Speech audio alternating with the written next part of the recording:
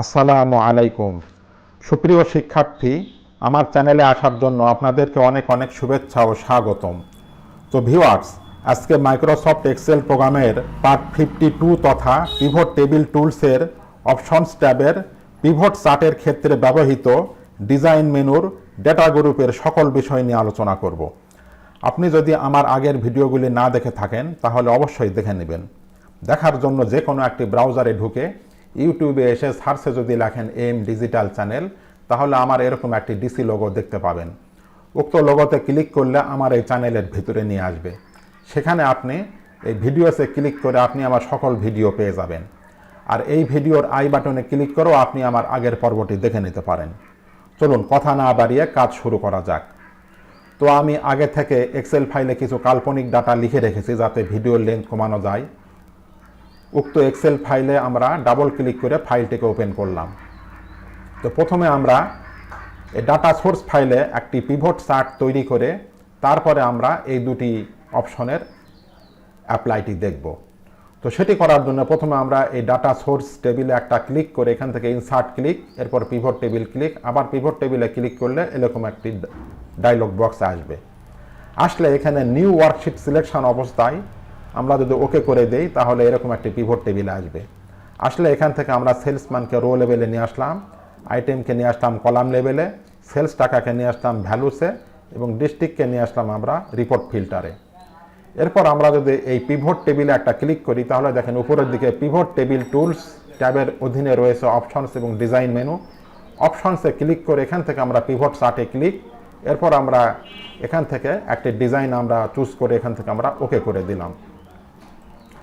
এখন আমাদের এই যে প্রথম যে মেনুটি রয়েছে ডিজাইন মেনুর আন্ডারে রয়েছে এই যে ডেটা গ্রুপের মধ্যে রয়েছে দুটি option, switch row oblique columns এবং সিলেক্ট ডাটা।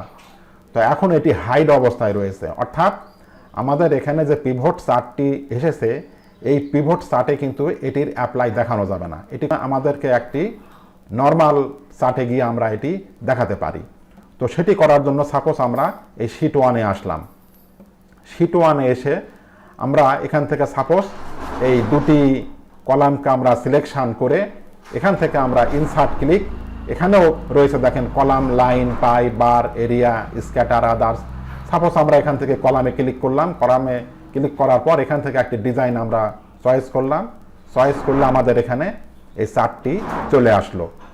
এখন দেখেন আমাদের এখানে এই যে চার্টটি এসেছে, চার্টটি আসার সাথে সাথে আমাদের এখানে এই ডেটা গ্রুপের সব অপশনগুলি কিন্তু এখানে অ্যাক্টিভ হয়ে গেছে। এখন দেখেন আমাদের এখানে এই টিভি, রেডিও এই লেখাগুলি রয়েছে রো লেভেলে এবং সিরিজ ওয়ান লেখাটি রয়েছে কলামে।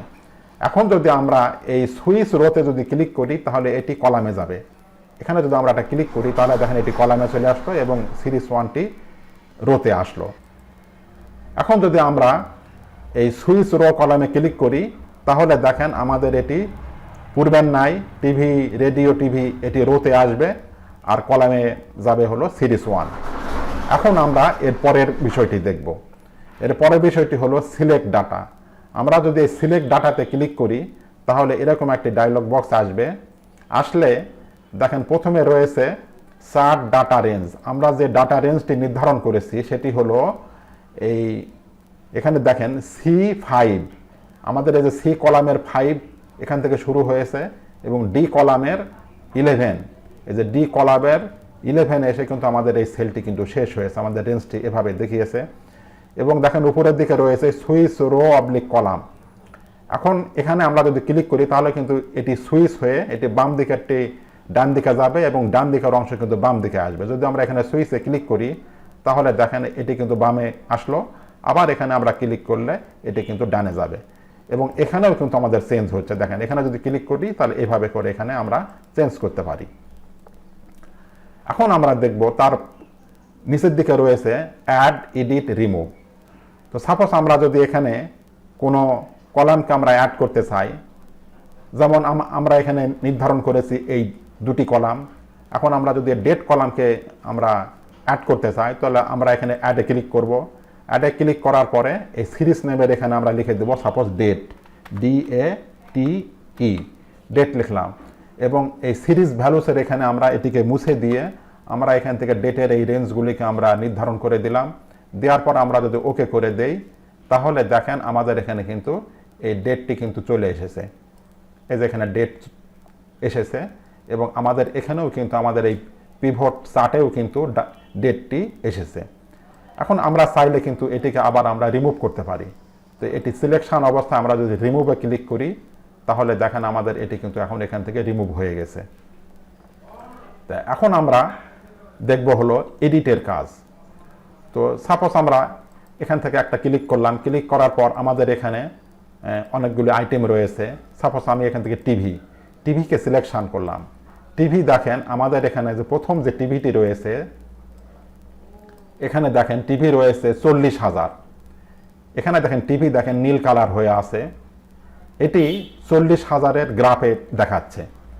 এখন যদি আমরা এই টিভি এখানে যদি আমরা এডিট করতে চাই তাহলে এডিটে আমরা ক্লিক করে এখান থেকে দেখেন আমাদের D5 আমাদের এই যে টিভির যে সেলস টাকা এটি রয়েছে D5-এ, ডি কলামের 5 সেলে কিন্তু রয়েছে এখানে D5-এ। তো সাপোজ আমি এই 40,000-কে আমি 3,000 করতে চাই, তাহলে আমরা এই যে D5-কে আমরা যদি D6 করে দেই, সাপোজ এখান থেকে আমি D5-কে যদি আমরা এখান থেকে 6 করে দেই, দিলে কিন্তু আমাদের এই গ্রাফটিও কিন্তু 3,000-এর গ্রাফে চলে আসবে। এখন যদি আমরা এখান থেকে ওকে করে দেই তাহলে দেখেন আমাদের এটি কিন্তু চেঞ্জ হয়ে গেছে। আমরা যদি এই এডিটে আবারও ক্লিক করি তাহলে দেখেন এটি কিন্তু 3,000। এই যে আমাদের এই যে টিভি যেটি ছিল 40,000 সেটি এখন এসেছে কিন্তু 3,000-এর গ্রাফ। এখন যদি সাপোজ আমি আবার এখানে এই 6-এর এখানে আমরা যদি 5 করে দেই, দিয়ে যদি ওকে করি তাহলে দেখেন এটি আবার এই 40,000-এ আসবে, আবার এটি 40,000-এ আসলো। তো এভাবে করে কিন্তু আমরা এডিট করতে পারি। তো ভিউয়ার্স আজকের মতো এই পর্যন্তই। এতক্ষণ কষ্ট করে ধৈর্য ধরে ভিডিওটি দেখার জন্য অনেক ধন্যবাদ।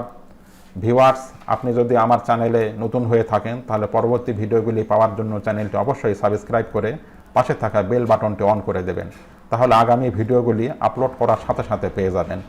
আর পূর্বে যদি সাবস্ক্রাইব করে থাকেন তাহলে অনেক অনেক ধন্যবাদ। সেই সাথে লাইক, শেয়ার ও কমেন্ট করতে ভুলবেন না। তো ভিউয়ার্স আগামী টিউটোরিয়ালটি দেখার আমন্ত্রণ জানিয়ে বিদায় নিচ্ছি। সকলে ভালো থাকবেন। আল্লাহ হাফেজ।